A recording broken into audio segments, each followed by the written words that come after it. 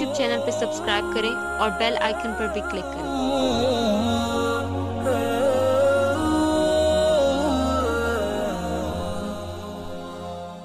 وقال الله تبارك وتعالى والعصر إن الإنسان لفي خسر إلا الذين آمنوا وعملوا الصالحات وتواصوا بالحق وتواصوا بالصبر۔ وقال عليه الصلاة والتسليم من خاف أدلج ومن أدلج بلغ المنزل ألا سلعة الله الغالية ألا سلعة الله الجنة أو كما قال صلی اللہ علیہ وسلم۔ حضرات حاضرین گرامی، اللہ نے ہمیں خیر امت بنایا ہے، اور خیر امت بنانے کی جو وجہ ہے وہ دنیا کا سب سے عظیم ترین کام اور عظیم ترین محنت ہمیں عطا فرمائی گئی، جس محنت کے لیے اللہ تبارک و تعالیٰ نے اپنے برگزیدہ اپنے مقرب بندوں کا انتخاب فرمایا۔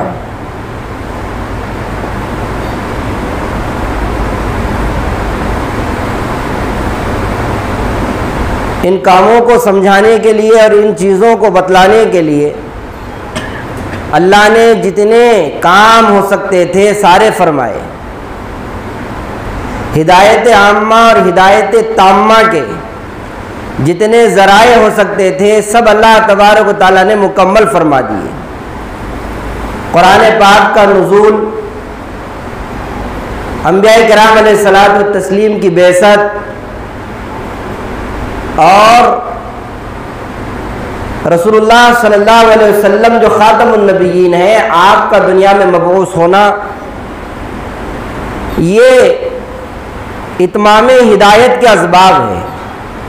جب ہدایت کے جتنے اسباب تھے اللہ نے جمع کرا دیے، اب سارے وعدے اور وعیدیں ان چیزوں کے ساتھ ہیں۔ جو کام کریں گے ان کے لیے اللہ نے وعدے کیے، اور امت کو بار بار بتایا کہ کنتم خیر امت اخرجت للناس، تم بہترین امت ہو، لوگوں کو نفع پہنچانے کے لیے تمہیں وجود دیا گیا۔ ایسا ہے، تمہارا وجود اس لیے ہے کہ تم انسانیت کے غمخوار بنو، انسانیت کو فائدہ پہنچانے والے بنو، انسانیت کے لیے تڑپنے والے بنو، اور انسانیت کو جہنم سے بچانے والے بنو۔ یہ ہمارا امتیاز بتایا، اور ساری غیبی تائیدات جو انبیاء کرام علیہ الصلاۃ والتسلیم کے ساتھ شامل حال تھی، وہ کام کرنے والوں کے شامل حال فرمانے کا اللہ نے وعدہ فرمایا کہ ساری مددیں نصرتیں وہ سب تمہارے ساتھ ہوں گی جو پچھلے انبیاء کرام علیہ الصلاۃ والتسلیم کے ساتھ تھی۔ اس لیے حضرت مولانا سعد صاحب دامت برکاتہم فرماتے ہیں کہ ناموافق حالات میں کام کرنا اور ایسے مقامات پر دین کے لیے جدوجہد کرنا جن مقامات پر بظاہر کسی قسم کے حالات کوئی سازگار نظر نہ آتے ہوں، وہ جگہ، وہ مقامات جو خلاف حال ہو، مجاہدے والے ہو، اللہ کی غیبی مدد اور نصرت کو اپنے آنکھوں سے دیکھنے کے مقامات ہیں۔ کہ ہم نہیں چاہتے کہ اللہ کی مدد نصرت کھلے آنکھ دیکھے، ہم نہیں چاہتے کہ اللہ تبارک و تعالیٰ کی مدد ہمارے ساتھ آئے، شامل حال ہو۔ اللہ نے وعدہ فرمایا ہے کنتم خیر امت اخرجت للناس، انسانیت کے لیے تمہیں نکالا گیا، بھلائی کا حکم کرتے ہو، برائی سے روکتے ہو، اللہ پر ایمان لاتے ہو، یہ اللہ کے دین کی مدد و نصرت ہے۔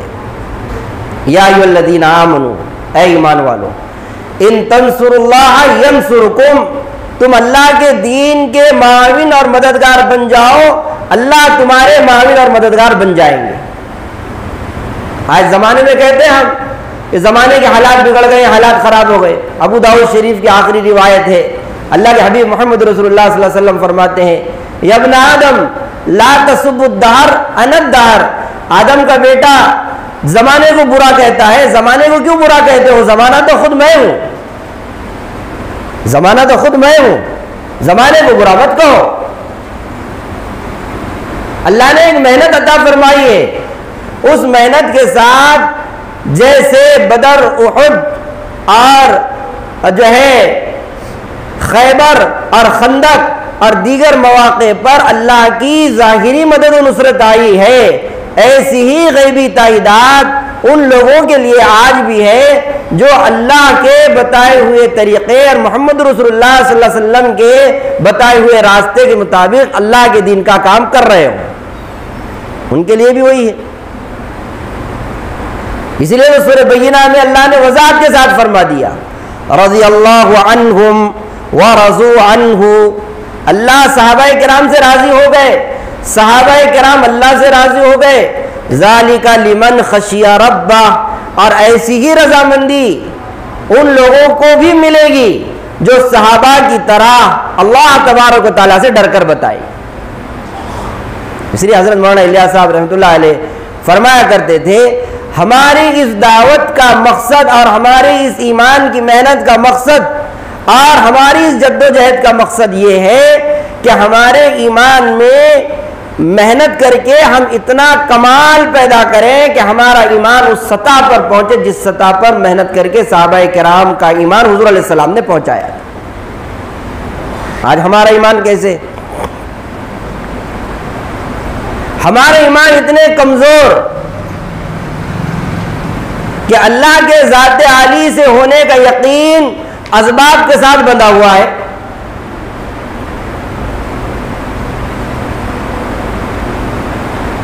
انبیاء علیہ السلام کے اللہ نے تربیت فرمائی جب یہ بات آئی۔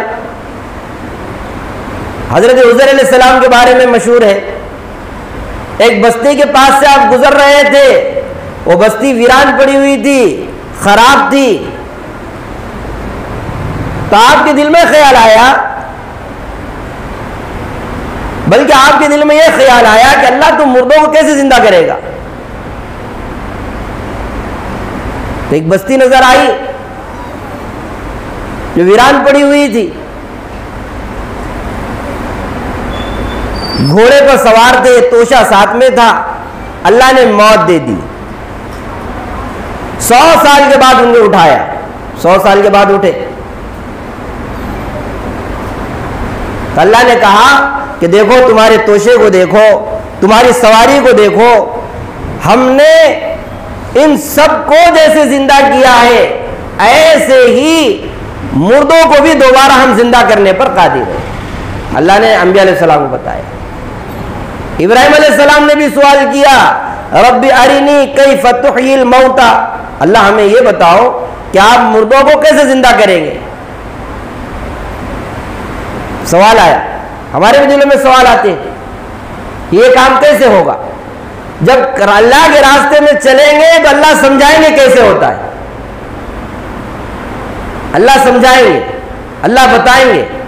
اللہ کی ذات، اللہ کے رسول، اللہ کی کتاب، یہ ہدایت کے سرچشمے ہیں، یہاں سے ہدایت ملے گی کہ اللہ کی ذات عالی کی گواہی دینا، اللہ کی کتاب پر عمل کرنا اور حضور صلی اللہ علیہ وسلم کے بتائے ہوئے طریقے کے موافق اپنی زندگی کے سارے لمحات کو ترتیب دینا، اسی کا نام شریعت ہے۔ شریعت کسی الگ سے دوسری چیز کا نام نہیں ہے، اسی کا نام شریعت ہے کہ حال میں اللہ مجھ سے کیا چاہتے ہیں، اللہ کی کیا مرضی ہے، اللہ کا کیا منشا ہے، اللہ کیا چاہتے ہیں، کیا مطالبہ ہے اللہ تبارک و تعالیٰ کا۔ تو ابراہیم علیہ السلام نے سوال کیا تو اللہ نے جواب دیا، اولم تؤمن، کیا ابراہیم تم کو یقین نہیں؟ جواب دیا، بلا ولکن لیطمئن قلبی، ہاں یہ سوال ہم اس لیے کر رہے ہیں تاکہ ہمارا دل مطمئن ہو جائے۔ آج ہمیں سوال پیدا نہیں ہوتا، سوال مفتی صاحب سے پوچھیں گے بھی، مفتی صاحب مسئلہ بہت اٹک گیا، کچھ تو بھی حل نکالو، گاڑی نکال دو، جائز کی کوئی شکل بتا دو، یہ جائز ہو جائے، کیا ہو جائے؟ جائز ہو جائے۔ یہ مفتی صاحب نے تو اور مفتی صاحب سے پوچھیں گے، کئی مفتی صاحب نے تو بتا دیا بولے ایسا ایسا مسئلہ ہے، اور فرمایا ہم کو ایسے سوال پیدا ہوتے ہیں۔ اللہ نے کہا فخذ اربعۃ من الطیر فصرهن الیک، 4 پرندے لو۔ اب اللہ سمجھا رہے ہیں کہ اللہ کے ذات سے کیسا ہوتا ہے، عملی طور پر سمجھا رہے ہیں، نبی کو سمجھا رہے ہیں، ہمیں سمجھنے کی ضرورت نہیں ہے، ہم سمجھتے ہیں ہم بہت اعلیٰ جو ہے سمجھ والے ہیں، ہمیں کوئی کام سمجھنے کی ضرورت نہیں ہے، اعلیٰ فہم والے، ہمیں کوئی کام بتانے کی ضرورت نہیں ہے۔ جبکہ موجودہ زمانے میں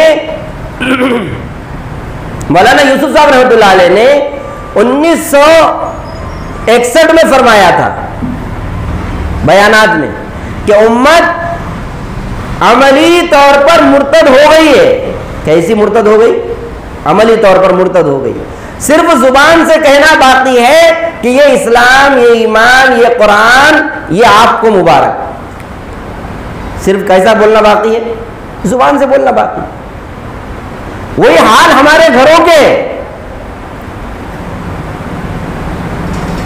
وہی حال ہمارے کاروباروں کے، وہی حال ہماری زراعتوں کے اور ہمارے روزانہ کے شعبوں کے ہیں کہ ان شعبوں سے ہم نے اسباب تو اختیار کیا، لیکن ان شعبوں میں رہ کر ہم نے اللہ کا تعارف انسانیت کو نہیں کرایا، ان شعبوں میں رہ کر اللہ کا تعارف نہیں کرایا۔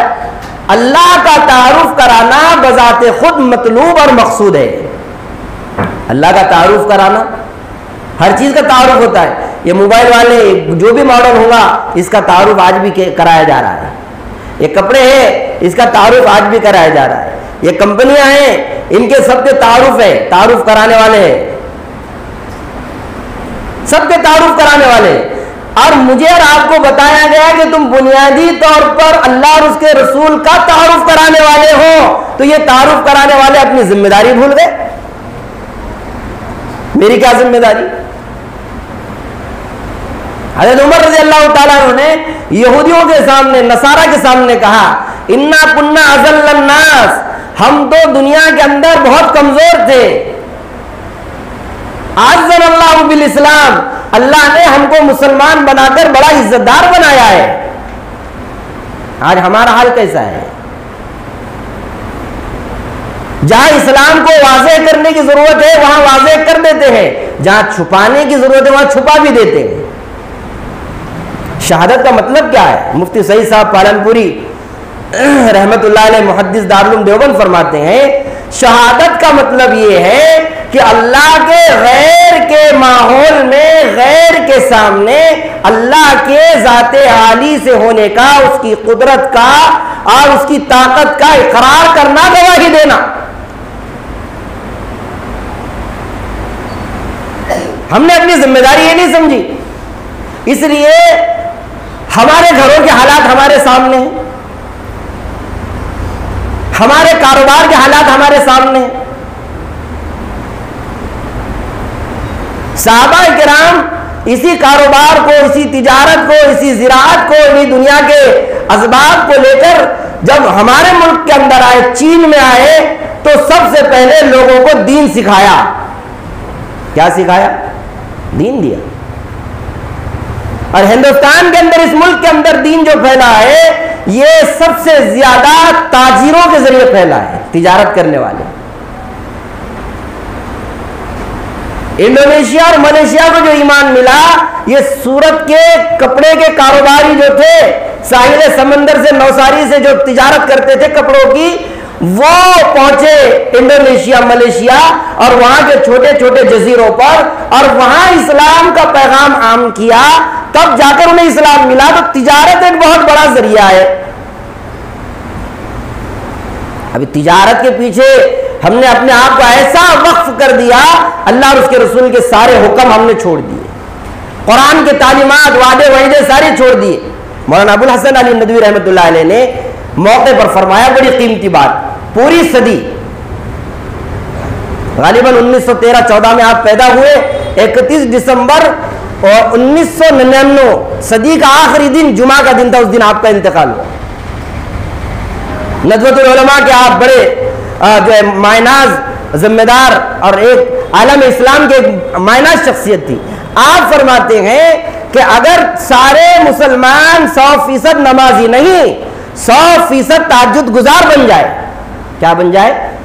صرف نمازی نہیں، 100% تہجد گزار بن جائے، لیکن وہ اگر وقت کے حالات سے، موجودہ زمانات، اس کی روش سے وہ باخبر نہ رہے اور حالات کے مطابق اسلام اور دین اسلام اور شریعت اور قرآن کے تحفظ کے لیے انہوں نے قدم نہ اٹھایا تو ان کی ہلاکت سے کوئی بچا نہیں سکتا۔ تو ہماری تعریف کی گئی قرآن میں، بلکہ صحابہ کرام کو بتایا گیا کہ یہ تجارت بھی کر رہے ہیں تو اللہ تبارک و تعالیٰ کی رضامندی کے لیے، یہ اللہ کے راستے میں جدوجہد کر رہے ہیں، جہاد کر رہے ہیں تو اللہ کی رضامندی کے لیے۔ صحابہ تجارت کر رہے ہیں تو ان کی تعریف کی گئی، یہ ایسی جماعت ہے، رجال لا تلہیہم تجارت ولا بیع عن ذکر اللہ، یہ ایسی جماعت ہے، پاکیزہ مبارک مقدس جماعت، جن کو ان کی تجارت اللہ کے حکموں کو پورا کرنے سے نہیں روکتی۔ لا تلہیہم تجارہ ولا بیع عن ذکر اللہ۔ ان صحابہ کرام کے بارے میں فرمایا رجال، یہ ایسے لوگ تھے، رجال کہتے ہیں جسے ہماری زبان میں کہتے ہیں نا کسی کو کوئی کام سمجھانے کے لیے، اگر تم مرد ہو تو یہ کام کر کے بتاؤ۔ مرد کا مطلب ہوتا ہے طاقتور ہو اور تم کر سکتے ہو تو یہ کام کر کے بتاؤ۔ قرآن کا الفاظ ہے رجال، وہ صحابہ ایسے لوگ تھے جو اللہ سے انہوں نے وعدہ کر لیا اسے پورا کر کے بتایا۔ رجال صدقوا ما عاهدوا اللہ علیہ منہم من قضى نحبہ ومنہم من ينتظر۔ قربانیاں دی تو اسلام ہم تک پہنچا۔ آج ارتداد ہے، کفر ہے، شرک ہے، اور پہلے سے زیادہ کفر، پہلے سے زیادہ شرک اور پہلے سے زیادہ ارتداد ہے۔ حضور کے زمانے میں چند لوگ تھے، وہ مسلمان اسلام کی دعوت دیتے، بلکہ حضرت ابوبکر صدیق رضی اللہ تعالیٰ عنہ جب قرآن پڑھتے اپنے گھر کے سامنے، بخاری کی روایت ہے، حضرت ابوبکر صدیق رضی اللہ تعالیٰ عنہ نے اپنے گھر کے سامنے مکہ المکرمہ میں ایک نماز کی جگہ مختص کر لی، نماز پڑھ رہے ہیں تو سارے لوگ آزو بازو آ کر کھڑے ہو جاتے، قرآن سنتے، بچے بھی سنتے، بچیاں بھی سنتی، بوڑھے بھی سنتے، بڑے بھی سنتے، یہ کیا پڑھ رہے ہیں؟ نماز میں پڑھتے۔ تو ان لوگوں کو معلوم ہوا، مشرکین کو، ان کے الفاظ قرآن نے نقل کیا، وَقَالَ الَّذِينَ كَفَرُوا لَا تَسْمَعُوا لِهَذَا الْقُرْآنِ وَالْغَوْا فِيهِ لَعَلَّكُمْ تَغْلِبُونَ۔ ان لوگوں نے کہا ہے، یہ کہتے ہیں کفار و فجار، اس قرآن کو نہ سنو، بلکہ جب قرآن پڑھا جائے تو تم اپنی آوازوں کو اور بلند کرنا، شور کرنا، وَالْغَوْا فِيهِ لَعَلَّكُمْ تَغْلِبُونَ، تاکہ تم غالب آ جاؤ، غالب آ جاؤ۔ شور کیا کرتے تھے؟ آج کے زمانے میں بھی شور ہے، ساری دنیا کی طاقتیں، باطل قومیں، باطل قوتیں اسلام کے خلاف محاذ آرائی کر رہی ہے، اور مسلمان اپنے اپنے ذمہ داریوں میں یا فرقہ بندیوں میں یا خاندان کے مسائل میں یا اپنے اسباب کے مسائل میں الجھا ہوا ہے، ملت کا خیال نہیں کیا، امت کا خیال نہیں کیا کہ امت کا کیا ہوگا۔ اور یہ جو ملک ہمیں ملا ہے، اس ملک کے اندر کئی کروڑ لوگ ایسے ہیں جنہیں دین کی دعوت دینا ہمارے ذمہ فرض ہے۔ کیا ہے؟ فرض ہے۔ اس فرض کا ہمیں کوئی استحضار نہیں ہے، کہ اتنی بڑی تعداد جہنم میں جائے گی، اللہ کے غیر کو پکارنے والے، بغیر کلمے کے، بغیر ایمان کے، بغیر قرآن کے، بغیر شریعت کو جانے کے اور پہچانے کے وہ دنیا سے چلے جا رہے ہیں، تو جانے کے بعد کیا ہوگا؟ جہنم میں جا رہے ہیں سیدھا۔ ان اللہ لا یغفر ان یشرک بہ ویغفر ما دون ذلک لمن یشاء، اللہ تعالیٰ شرک اور کفر کو معاف نہیں کرتے، اس کے علاوہ جتنے بھی گناہ ہو اللہ معاف کرتے ہیں۔ تو یہ ملک ہمیں ملا ہے، اس ملک کے اندر انسانیت کو خیر کا راستہ بتانے کی ذمہ داری ہمارے اوپر ہے، اور وہ سرمایہ جو انبیاء کرام علیہ الصلوۃ والتسلیم کے ذریعے، وحی کے ذریعے ہم تک پہنچائے وہ قرآن ہے، اور جو طریقہ ہمیں دیا گیا ہے وہ اسلام ہے، جو تہذیب ہمیں بتائی گئی ہے وہ اسلام ہے۔ ہم اگر اسلام کو نہیں اپنائیں گے، اسلام کو اپنی زندگی میں نہیں لائیں گے، قرآن کو اپنی زندگی میں نہیں لائیں گے، شریعت کو اپنی زندگی میں نہیں لائیں گے، تو میرے بھائیوں بڑے مسائل سامنے آنے والے ہیں، بڑے مسائل۔ جلتے گھر کو دیکھنے والے، پھوس کا چھپر تیرا ہے، آگ کے پیچھے تیز ہوا ہے، آگے مقدر تیرا ہے، اس کے قتل پہ میں بھی خوش تھا، میرا نمبر اب آیا، میرے قتل پہ تم بھی خوش ہو، اگلا نمبر آپ کا ہے۔ ایک دوسرے کی بستیاں اجڑنے پر خوش ہو رہے ہیں تو ایک نمبر، اپنے نمبر کا انتظار کرو۔ اس لیے اپنے گھروں کے اندر قرآن کے پڑھنے پڑھانے، سیکھنے سکھانے، سمجھنے سمجھانے کے حلقے قائم کرو، حدیث پاک کا روزانہ ہمارے گھروں کے اندر مذاکرہ کرو، دین کی باتوں کا روزانہ مذاکرہ کرو، اپنے بچوں کو صحابہ کے کمالات، ان کے واقعات، حضور علیہ السلام کی سیرت، بچیوں کو ازواج مطہرات کے حالات، حضور کی بیویوں کے بچیوں کے حالات بتاؤ، تاکہ ہمارے سامنے دین ہمارے خاندانوں کے اندر پہنچے اور ساری انسانیت تک دین پہنچے۔ بھائی کرو گے اس کی کچھ؟ اس لیے ہمارے ذمے یہ کام ہے اس ملک کے ایک ایک فرد تک کہ ہم خود اپنی ذات سے مسلمان بن کر رہیں، ایمانی صفات کے ساتھ، قرآنی شاعری کے ساتھ اور ایمانی شاعری کے ساتھ زندگی گزارے، اور اقوام عالم تک اللہ کا پیغام، اللہ کے رسول کا پیغام، اللہ کے دین کا پیغام ہم لے کر چلنے والے بنے۔ اللہ تعالیٰ مجھے آپ کو عمل کی توفیق عطا فرمائے۔